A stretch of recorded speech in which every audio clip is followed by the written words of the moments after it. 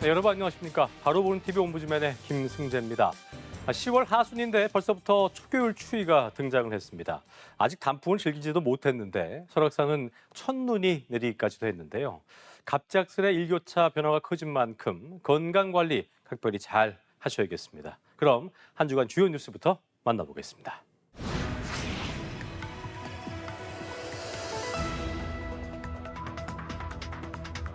의 범위 안에 있는 적을 초동밀 타격하는 이력한 무기체계입니다.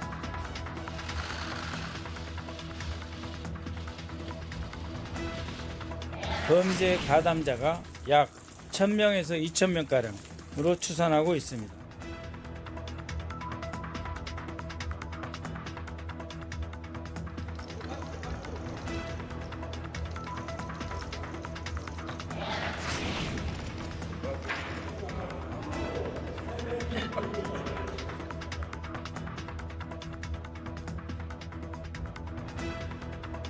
けれども、もう見直しの作業に取り掛かる。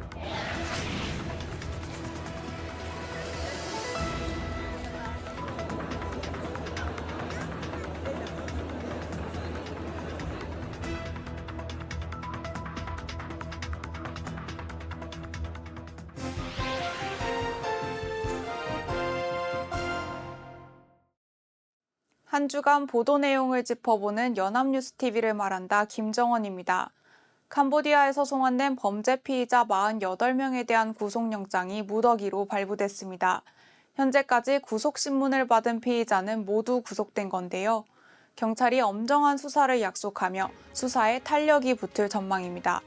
연합뉴스TV 보도를 통해 살펴보겠습니다. 캄보디아에서 송환된 범죄 피의자 64명 중 49명이 구속됐습니다. 구속심사가 진행된 48명 전원에 대해 영장이 발부됐고 앞서 구속된 1명까지 포함한 수치입니다. 박성주 국가수사본부장은 철저한 수사를 통해 추가 피해가 발생하지 않도록 노력하겠다고 밝혔습니다. 경찰은 송환자들을 대상으로 범죄 사실뿐만 아니라 범죄 조직 구조, 스캠 단지 현황 등 캄보디아 관련 의혹 전반을 수사하고 있습니다. 남은 송환자에 대한 영장 심사가 추가로 진행되면서 구속 인원은 더 늘어날 것으로 보입니다. 이 보도는 캄보디아 송환자에 대한 경찰의 신속한 조치를 구체적으로 전달했습니다. 구속 심사를 받은 피의자 전원에게 영장이 발부됐다는 점과 수사 진행 상황을 명확히 보여주며 정부가 이번 사태를 엄중하게 다루고 있음을 잘 전달했습니다. 다만 보도가 송환 이후 절차에만 집중하면서 정작 중요한 정보가 빠진 점은 아쉽습니다. 이들이 구체적으로 어떤 범죄를 저질렀는지, 피해 규모는 어느 정도인지에 대한 설명이 부족해 시청자들이 사안의 심각성을 충분히 이해하기 어려울 수 있습니다. 또한 현지에 남아있는 한국인 피해자들의 구조 현황이나 향후 계획에 대한 언급도 없어 송환자 처벌에만 초점을 맞춘 일방적인 보도로 비칠 수 있습니다. 가해자 처벌과 피해자 보호라는 두 축을 균형 있게 다뤘다면 더욱 완성도 높은 보도가 되었을 것입니다. 지난 20일부터 서울 전역과 경기도 12곳에서 토지거래 허가제가 시행됐습니다. 이제 전세를 끼고 매매하는 갭 투자가 사실상 금지되는 건데요. 대통령실은 비상한 시기여서 불가피한 선택이었다는 입장을 밝혔습니다. 연합뉴스TV 보도를 통해 살펴보겠습니다. 서울 전역과 경기도 12곳이 토지거래 허가구역으로 묶였습니다. 이들 지역에서 주택을 구매할 때 관할 관청의 허가를 받아야 하고 4개월 내 전입, 2년 실거주 의무가 생겨 갭 투자가 차단됩니다. 기존 토허구역은 아파트만 대상이었지만 이번에는 연립, 다세대 주택 등도 규제 대상이 됐습니다.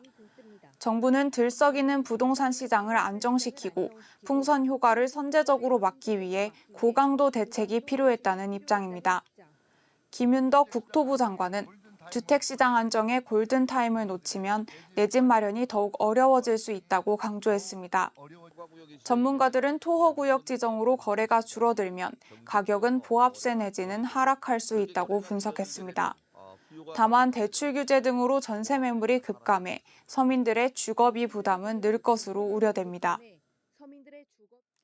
이 보도는 토지거래 허가구역 확대라는 정부의 강력한 정책 의지를 명확히 전달했습니다. 서울 전역이 규제 지역으로 묶이는 초강수를 두게 된 배경과 정책의 구체적 내용을 잘 설명했고 시장 전망도 제시했습니다. 그러나 정책의 양면성을 보다 균형 있게 다뤘다면 더욱 완성도 높은 보도가 되었을 것입니다.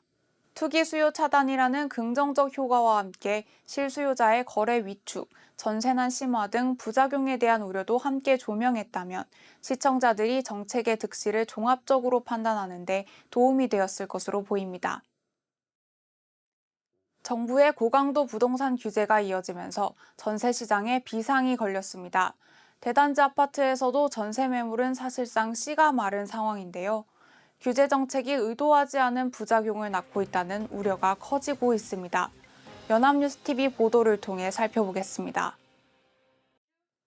서울 성북구의 한 대단지 아파트는 1230세대 중 전세 매물이 딱 한 건만 나와 있습니다.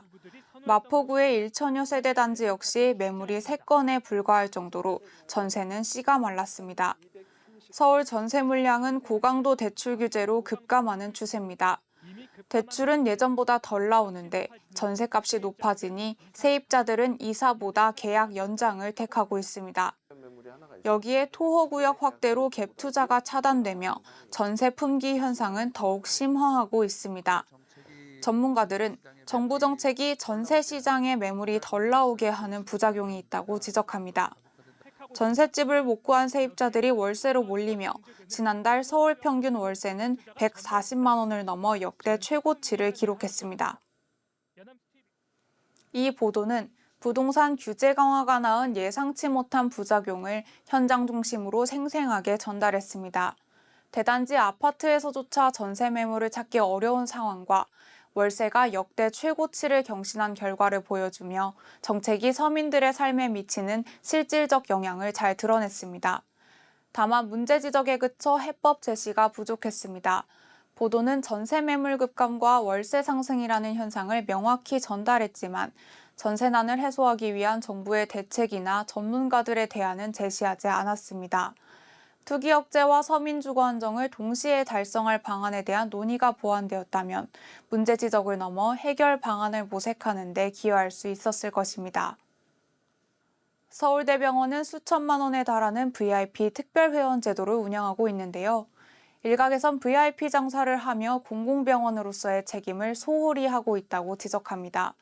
이를 해결하기 위해 정부의 재정 지원이 뒷받침돼야 한다는 목소리가 나옵니다. 연합뉴스TV의 단독 보도를 통해 알아보겠습니다. 서울대병원 강남센터가 운영하는 VIP 회원제 프리미어 CEO는 최대 2,600만 원의 연회비가 적용됩니다. 이들 VIP 회원의 평균 특실 입원 일수는 일반 환자보다 2일 넘게 많습니다. 특히 코로나19가 극심했던 2021년, VIP 회원 중 한 명이 464일 동안 특실에 머문 사실이 확인됐습니다. 서울대병원은 2021년 국민에게 무료로 제공되는 건강검진을 국립대병원 중 유일하게 포기하고 유료검진으로 연평균 수백억 원의 수익을 벌어들였습니다. 서울대병원은 독자적인 법률로 설치된 국가 공공의료 대표 기관이어서 공공성 논란에서 자유로울 수 없어 보입니다. 일각에서는 정부의 재정 지원이 부족하기 때문에 이런 상황이 발생했다는 지적도 있습니다.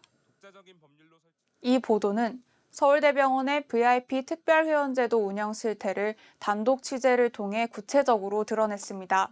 코로나19 시기 464일 장기 입원 사례와 연평균 수백억 원의 유료검진 수익 등 충격적인 수치를 제시하며 국가대표 공공의료기관의 공공성 문제를 날카롭게 지적했습니다. 그러나 문제의 본질을 파고들기보다 표면적 현상 전달에 그친 점은 아쉽습니다. 보도는 VIP 회원의 장기 입원과 높은 수익을 문제로 제기했지만 이것이 일반 환자의 진료 기회를 실제로 얼마나 침해했는지에 대한 분석은 부족했습니다. 또한 다른 국립대병원들과의 비교 분석이 제시되었다면 VIP 회원제 운영이 서울대병원만의 문제인지 국립대병원 전체의 구조적 문제인지 판단하는 데 도움이 되었을 것입니다. 지난 21일 코스피가 장중 3,900선에 바짝 다가서며 이틀 연속 최고치를 새로 썼습니다. 연합뉴스TV 보도를 통해 살펴보겠습니다. 코스피는 장중 3,893까지 올라 또다시 최고치를 새로 썼습니다. 오후 들어 상승폭을 줄였지만 3,823에 마감하여 종가 기준으로도 최고치를 경신했습니다. 투자자 예탁금은 80조 원을 넘어 역대 최대를 기록했고 신용거래 융자 잔고는 24조 원을 넘어 4년 만에 최고치입니다. 삼성전자와 SK하이닉스는 각각 10만 원, 50만 원에 근접했다가 하락 마감했고 현대차와 조선주가 강세를 보였습니다. 카카오는 김범수 창업자의 1심 무죄 판결로 6% 급등했습니다. 전문가들은 반도체주 고점 부담에 차익 매물이 나오는 등 피로감이 있지만 당분간 우리 증시는 반도체 슈퍼사이클 등으로 상승세를 이어갈 것이라고 전망했습니다. 국내외 기업들의 호실적 기대도 강세장이 지속될 것이란 전망에 무게를 실습니다. 이 보도는 코스피가 이틀 연속 최고치를 경신하며 3,900선에 근접한 증시 강세를 구체적으로 전달했습니다.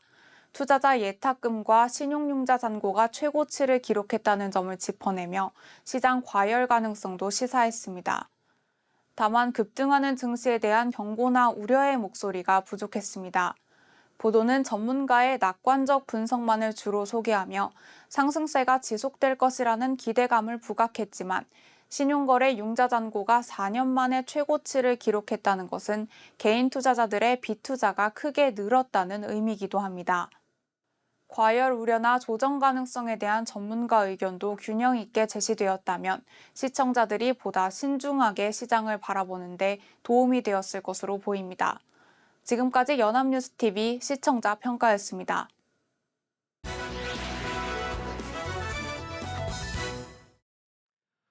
네, 이번 시간은 주말에 방영되는 제작 프로그램을 대학생의 시선으로 분석 및 평가해보는 시간이죠. 캠퍼스 TV 리포트입니다. 이번 주에는 동국대학교 김영빈 학생과 함께하겠습니다. 어서 오십시오. 안녕하세요. 네, 자 영빈 학생 지난주에 어떤 프로그램 모니터링했습니까? 네, 저는 매주 일요일에 방송되는 연합뉴스TV 스페셜을 모니터링했습니다. 이번 방송에서는 한류의 새로운 얼굴 K-뷰티에 대해 다뤘습니다. 한국인처럼 아름다워지고 싶다고 외치는 이들이 점점 늘어나고 있는데요. 세계적으로 문화와 트렌드를 이끄는 K-뷰티의 매력은 과연 무엇일까요? 단순한 화장품을 넘어 하나의 콘텐츠 사업으로 성장하고 있는 K-뷰티의 현재와 미래를 함께 알아보겠습니다.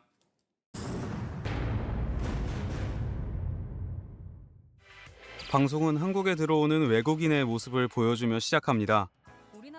작년 외국인 관광객 수만 1,637만 명으로 K-뷰티를 체험하기 위한 그들의 열기는 뜨겁습니다.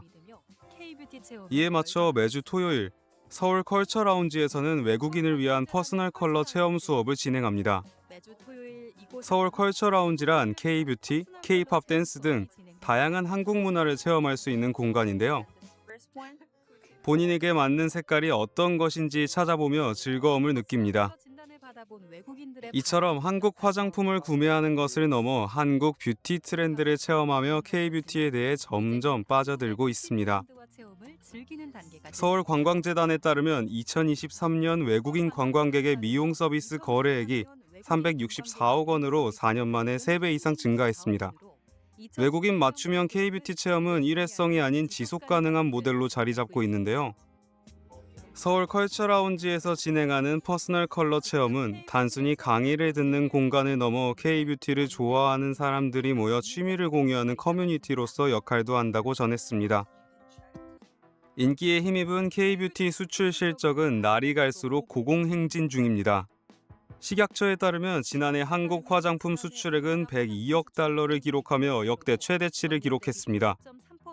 특히 중국 위주의 수출에서 벗어나 그 외 국가에서 수출액이 지속적으로 증가하고 있다는 점은 상당히 긍정적입니다. K-뷰티의 성장 비결은 무엇일까요? 바로 기업들의 기술력은 물론 뛰어난 글로벌 마케팅 능력에 있습니다. 특히 미국 유명 스타, 해외 셀럽들과의 협업으로 브랜드 인지도를 끌어올려 주목받았습니다. 글로벌 소비자들에게 좀 더 가까이 다가가 K-뷰티를 알리는 곳이 있습니다. 서울경제진흥원이 운영하는 비더비는 뷰티 콘텐츠 체험과 제품 구매가 가능한 복합 문화 공간입니다. 도심 속 자연 회복을 의미하는 바이오필리아를 컨셉으로 피부 진단과 뷰티테크 기기 체험, 제품 구매를 제공하고 있습니다. 뷰티 업계는 기술과 접목해 다양한 영역으로 확장하고 있습니다. 외국인들도 K-뷰티가 단순한 화장품이 아닌 문화와 기술 혁신의 집합체라는 것을 체감합니다. 한국 뷰티 제품을 소개하는 외국인 인플루언서도 증가하고 있는데요. 화장품 구매 전 정보 습득 경로를 조사해보니 SNS 인플루언서의 비율이 67%로 가장 높은 비율을 차지했습니다. 다 저희 팬들이 다 한국에 대한 관심 많은 여성들 있잖아요. 항상 댓글 막 한국 화장품 어떤 거 주냐, 그리고 아이돌에 대한 막 궁금점이 많고. 단순히 물건을 팔고 소개하는 데 그치지 않고 글로벌 소비자들과 소통하며 K-뷰티는 확산하고 있습니다. K-뷰티의 영역 확장은 미용과 의료까지 이어지며 인기를 얻고 있습니다. 보건산업진흥원에 따르면 국내 피부과를 찾은 외국인 환자 비율이 50%가 넘었습니다. 국내 피부과를 방문한 외국인 환자 수는 2020년 10,000명 수준에서 지난해에는 약 70만 명을 넘어섰습니다. 경기도 남양주의 한 대학교에서는 K-뷰티 인재를 양성하기 위해 관련 학과를 만들었습니다. 피부과나 성형외과에서 사용하고 있는 기기와 제품을 그대로 실습에 활용합니다. 이를 통해 화장품 산업에서 의료로 확장하는 K-뷰티 산업의 흐름을 알 수 있습니다. 특히 눈에 띄는 것은 수업을 듣는 외국인 학생들입니다. 이들은 전 세계적인 K-뷰티의 인기, 뛰어난 의료 미용 기술의 발달이 이루어진 한국에서 전문 교육을 받고 싶어서 선택했다고 합니다. 제 생각에는 이거 러시아에서만 아니고 지금 세상에서는 K-뷰티는 너무너무 이렇게 인기 엄청 많아가지고 선택했습니다. K-뷰티의 저력은 관련 제품을 만드는 기업에서부터 시작합니다. 이들이 성장할 수 있도록 기반을 만들어주는 것이 중요한데요. DDP에 위치한 서울뷰티허브는 K-뷰티 유망 기업의 글로벌 진출을 지원하기 위한 통합 지원 플랫폼입니다. 선정된 100여 개 기업들을 위한 맞춤형 프로그램도 운영되고 있는데요. 특히 글로벌 바이어가 방문했을 때 즉각적인 통역과 제품 소개가 이루어지는 것이 장점입니다. 서울뷰티허브는 지금까지 55개 기업과 해외 바이어들을 매칭시켰고 올해 연말까지 최소 10개 기업들이 해외 진출에 성공할 것으로 기대한다고 전했습니다. 외국인 관광객들의 많이 모이는 명동에도 중소기업을 지원하는 곳이 있습니다. 대한화장품산업연구원이 운영하는 K-뷰티 홍보관인 뷰티플레이인데요. 많은 관광객들은 이곳을 찾아 변신의 기회를 얻습니다. 전문가의 손길을 받은 관광객은 만족스러운 표정을 짓고 있습니다. 방문객들의 체험은 자연스럽게 제품 홍보로 이어집니다. 뷰티플레이는 우수한 제품으로도 판로 개척에 어려움을 겪던 기업들의 한 줄기 빛이 되어주고 있습니다. 지난 4월 화장품법 개정으로 매년 9월 7일이 화장품의 날로 지정됐습니다.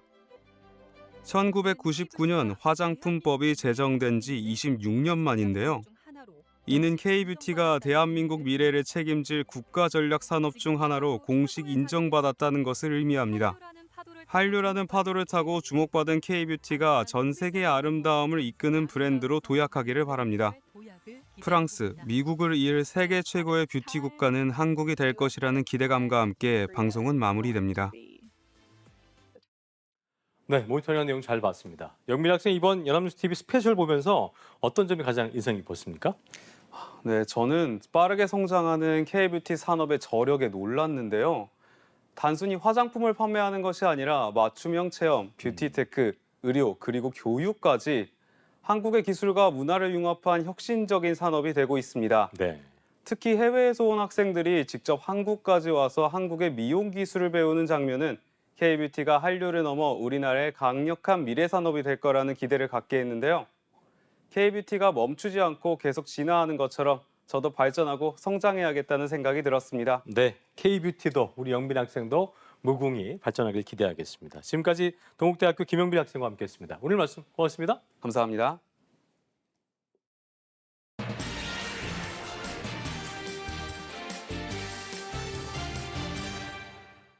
최근 한국인 대학생의 사망 사건을 계기로 캄보디아 내에 있는 불법 조직의 범죄 실태가 충격적인 민낯을 드러내고 있습니다. 언론들이 현지의 잔혹한 실태를 앞다퉈 고발을 하고 있습니다만 이미 작년부터 지속되어 온 경고음을 우리 사회가 외면하고 있었던 것은 아닌지 되짚어볼 필요가 있어 보이는데요. 오늘 TV와 비평에서 자세히 짚어보도록 하겠습니다. 도움 말씀에 국민체육진흥공단 초빙연구원이신 정은정 박사와 함께하겠습니다. 어서 오십시오. 안녕하세요. 자, 한국 대학생이 캄보디아에서 숨진 사건을 계기로 캄보디아 내 불법 조직의 범죄 실태가 낱낱이 모습을 드러내고 있는데요. 그러면서 과거 피해 사례까지 다시금 조명이 되고 있습니다. 먼저 어떤 보도가 있었는지부터 피해 사례를 중심으로 좀 짚어보죠. 네. 이번 사건은 고수익 일자리를 보장한다는 가짜 구인 광고로 청년들을 캄보디아로 유인한 뒤 감금하고 범죄에 가담시키는 취업 사기와 관련된 것으로 드러났죠. 그 과정에서 끔찍한 고문까지 자행됐던 것인데요. 전국에서 이와 관련된 실종 의심 신고도 끊이지 않고 있습니다. 조선일보의 작년 9월 보도를 보면 같은 해 4월 일자리를 찾던 30대가 캄보디아에서 현지 통역 등 사무 업무를 도와주면 월 600만 원을 준다는 취업 공고에 속아 캄보디아로 갔다가 여권과 신분증을 빼앗긴 채 보이스피싱 범죄에 내몰리다 탈출한 사례가 있었는데요. 당시에는 국내 투자자를 겨냥한 캄보디아 투자 리딩방 조직이 늘어나면서 취업을 빙자한 납치 감금이 증가하고 있다는 내용이었지만 지금 보도되는 사례들과 크게 다르지 않습니다. 외교부가 동남아 지역 취업 사기 범죄에 대한 주의를 당부한 사실도 전했었는데요. 네. 미얀마, 라오스, 태국 접경의 이른바 골든 트라이앵글 지역과 캄보디아와 같은 국가에서 우리 국민을 상대로 고수익 해외 취업을 내세워 보이스피싱, 온라인 도박 등과 관련한 불법 행위를 시키고 있다는 설명이었습니다. 이미 피해 사례들이 적지 않았던 것으로 볼 수 있고요. 예. 특히 작년부터 피해 사례가 급증한 사실을 여러 보도를 통해 알 수 있었습니다. 그렇습니다. 현지 내에 그 불법 조직들이 어떤 수법으로 한국인을 좀 끌어들였고 어떤 일을 자행하고 있는지에 대해서도 상세한 보도가 계속 이어지고 있는데 관련 내용 좀 짚어볼까요? 네. 여러 언론에서 캄보디아 현지 취재나 관련 경험자들을 인터뷰해 보도했는데요. 예. 중앙일보에서는 최근 캄보디아로 탐문 수사를 다녀온 경찰을 인터뷰해 범죄 단지 50여 곳에 한국인 2,000명이 있을 것으로 추정된다는 소식을 전했습니다. 예. 그에 따르면 캄보디아 범죄 조직은 한국인 브로커를 두고 지인이나 SNS를 통해 고소득 일자리 보장, 항공료, 숙박료 무료 등의 조건을 제시해 한국인을 포섭한 뒤 사이버 도박, 피싱, 투자 리딩 사기 등을 알선한다고 하는데요. 그 안에서 일을 제대로 못하면 통장을 빼앗기거나 폭행을 당하기도 한다는 겁니다. 세계일보는 캄보디아 범죄 단지 현장을 찾아 밀착 취재한 내용을 연속 보도했습니다. 캄보디아 유치장에서 만난 한국인 청년 2명의 실제 사례는 더 끔찍했습니다. 예. 돈을 많이 벌게 해주겠다는 말을 믿고 캄보디아에 갔다가 전화 사기에 가담해야 한다는 사실을 알고 한국으로 돌아가겠다고 하자 감금되어 여러 가지 고문을 당했다고 합니다. 경찰에 구조돼도 조직에서 돈을 주고 다시 데려간 사례가 있어 두려움에 떨고 있다고 하는데요. 구조 후에도 범죄에 가담한 사실 때문에 처벌이 두려워 다시 범죄 단지로 돌아가는 사례도 종종 있다고 합니다. 각종 사기 범죄를 벌이던 조직원들이 감시가 덜한 지역으로 이동하고 있는 정황도 포착했는데요. 한국에서 생각하는 것보다 현지의 상황은 더욱 심각하고 사태의 해결 또한 쉽지 않을 것이라는 점이 잘 드러난 보도였습니다. 네. 사실 뭐 양파처럼 까도 점점 더 그 민낯을 드러내고 있는 현지의 심각한 상황을 저희가 마주하고 있는데 우리 정부도 그렇기 때문에 합동 대응팀을 급파해서 총력 대응에 나서고 있는 상황입니다. 정부 대응과 현재 필요한 대책 등에 대해서 언론들이 어떻게 보도하고 있는지 정리를 해볼까요? 네. 정부는 캄보디아 취업 사기 감금 피해 대응 TF를 발족하고 예. 캄보디아 내 대대적 단속을 통해 범죄 조직에 있는 한국인들을 계속해서 추가 송환하겠다는 의지를 내비쳤는데요. 캄보디아 범죄단지에 있는 한국인이 1천여 명으로 추산되는 만큼 구체적인 신원 정보가 없는 상황에서 단기간에 해결하기는 어렵다고 보고 지난해와 올해 캄보디아에서 실종 등으로 신고가 접수된 뒤 미해결 상태인 80여 명의 송환을 우선 추진할 계획입니다. 예. 캄보디아 정부와의 합동 대응 TF팀도 본격적으로 가동합니다. 해당 범죄의 초국적 성격을 감안해 캄보디아와의 협력 단속 외에도 라오스, 태국, 미얀마 등과도 공조하며 주변국으로의 범죄 조직 이동을 경계하겠다는 입장도 밝혔는데요. 네. 언론에서도 현 사태에 대한 국제사회의 공동 대응이 필요하다는 지적이 나왔습니다. 그랬군요.